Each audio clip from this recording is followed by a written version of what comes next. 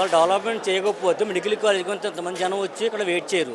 ఎందుకంటే ఆయన అలాగే చేయలేదు కాబట్టి సంక్షేమ పథకాలను దృష్టిలో పెట్టుకొని ఆయన ప్రభుత్వాన్ని పరిపాలన చేశారు కాబట్టి ఇవాళ అంత జన సమూహం అనేది ఇక్కడ రావడం జరిగినది. అయితే అయ్యన్న పాత్రుడు గారు చేసే దుష్ప్రచారం వలన మెడికల్ కాలేజ్ ప్రైవేట్ పరం చేయడానికి ఆయన ఇష్టపడుతున్నాడు కాబట్టి దాని వ్యతిరేకతగా ఇవాళ జనం అంతా కూడా జన సమూహం రావడం జరిగినది. తర్వాత వచ్చేసి ఆయన చేయని విద్య, వైద్యం, వెటనరీ సంబంధించి అన్ని విషయాలు చేసే సంక్షేమ పథకాలన్నీ కూడా ఈయన చేయలేకపోతున్నారు. తర్వాత వచ్చి రైతు భరోసా కూడా మొన్న జగన్మోహన్ రెడ్డి గారు సడన్గా వేసేవారు. వీటి చాలా వరకు 7 మనుషులు కూర్చొని కూటమి ప్రభుత్వం ఎప్పుడైతే ఉన్నదో వీళ్ళందరూ సమకూర్చుకొని మాట్లాడుకొని ప్రభుత్వ సంక్షేమ పథకం వేయడానికి చాలా ఇబ్బంది పడుతున్నారు. అమ్మఒడి కూడా కొన్ని రకరకాల ఆంక్షలు కూర్చొని అమ్మఒడి వేయడం జరిగింది.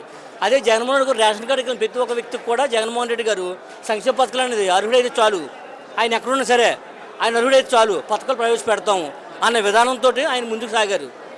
అయితే దొంగ హామీలు ఇవ్వడానికి జగన్మోహన్ రెడ్డి గారికి మనసు ఒప్పక ఇవాళ మేము కొంచెం తలదించుకోవాల్సిన పరిస్థితి ఏర్పడింది.